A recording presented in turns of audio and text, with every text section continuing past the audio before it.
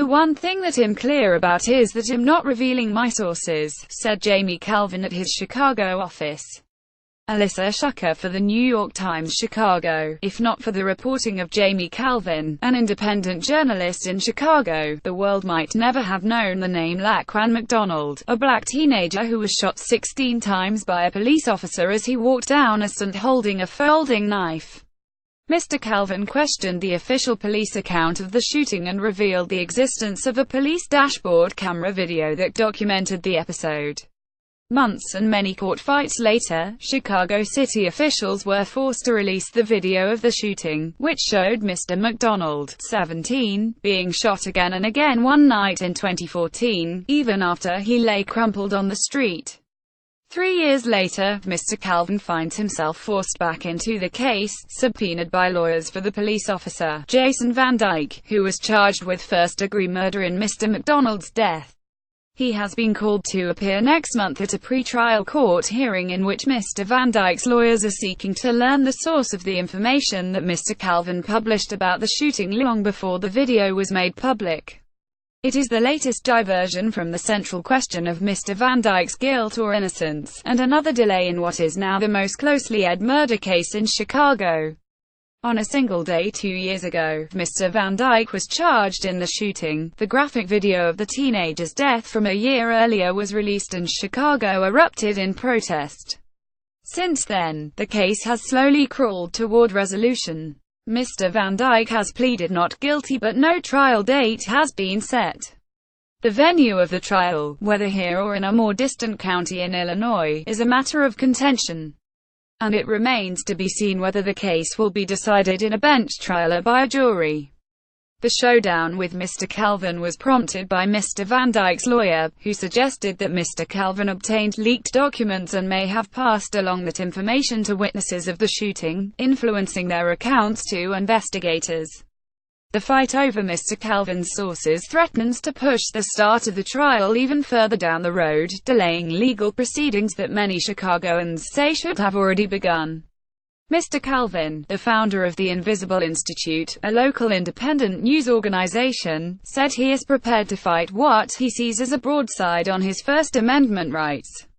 In a legal filing this month, his lawyer called the effort an unjustified fishing expedition. Mr. Kalven said in an interview that he is willing to testify, but not about his sources of information. "The one thing that I'm clear about is that I'm not revealing my sources," said Mr. Kalven, sitting in his office on the South Side this month as silver commuter trains swoosh by in the background. "If we're going to have a blown First Amendment controversy over this, it's going to take months or years." Daniel Herbert, Mr. Van Dyke's lawyer and a former police officer, declined to be interviewed, citing a gag order imposed by Judge Vincent Gorkin of the Cook County Circuit Court. But Mr. Herbert's efforts suggest that he may try to urge the judge to bar witnesses to the shooting from testifying at trial, on the grounds that their recollections were tainted by information Mr. Kalven passed along to them. During a hearing in October, Judge Gorkin noted a suggestion that Mr. Kalven may have gotten the name of a shooting witness from someone connected to the Independent Police Review Authority, an agency that, at the time of the shooting, was responsible for investigating claims of misconduct and excessive force by Chicago police officers.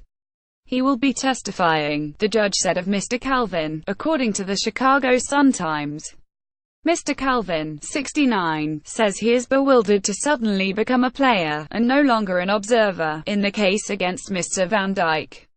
It has been 3 years since he first heard the name Laquan McDonald. The news of the teenager's death on the southwest side of Chicago on the night of October 20, 2014, received modest coverage in local news media. An article the next day in the Chicago Tribune, citing a police union spokesman, noted that Mr. McDonald was armed with a knife, behaving erratically. The report said that he had allegedly lunged at police before being fatally shot by an officer. Mr. Kalven remembers reading the article. "And then I turned the page," he said. But less than a month later, he received a tip from a source passed along by Craig B. Futterman, a former public defender who runs a civil rights clinic at the University of Chicago. The source said that the McDonald shooting was nothing like what had been reported, and that there was dashboard camera video to prove it.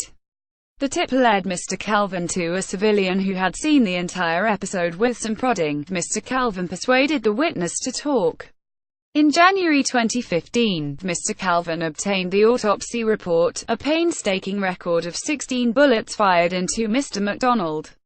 The resulting story, 16 shots, which appeared in Slate in February 2015, forced the case out of obscurity in the police department and at City Hall and into public view.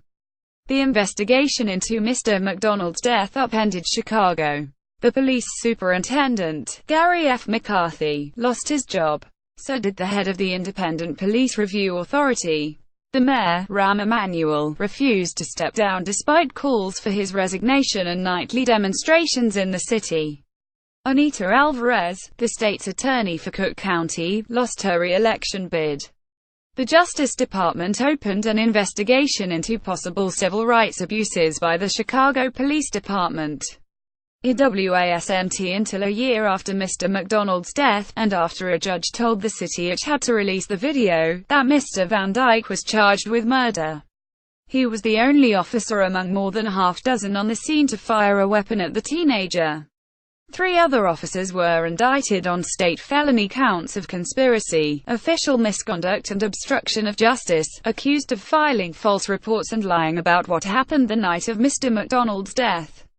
For years, Mr. Kalven has investigated government misconduct from his vantage point as an independent journalist from the South Side and as the son of Harry Kalven Jr., a university professor who was an expert on the First Amendment and was known for having defended the comedian Lenny Bruce.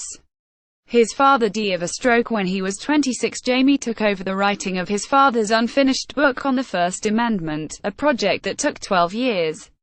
Later, Mr. Kalven turned to investigations of public housing in Chicago, and in 2005 the city tried to force him to give up his notes and other source materials for an article on police misconduct. He refused. Mr. Kalven says he is not sure if he will be forced to testify at next month's hearing on the Van Dyke case, or if a brief prepared by his lawyer, Matthew Topic, will satisfy the judge. He says he is more concerned about Mr. Van Dyke's trial, which could begin next spring. In 2015, the release of the video of Mr. McDonald's death was a trauma for many Chicagoans and a window into police conduct. The trial is expected to consume the city's attention. "I sort of feel like when you swim across a body of water and you can't see either shore," Mr. Kalven said. "We're in the middle of a large, historic thing. We could end up in a worse place rather than a better place."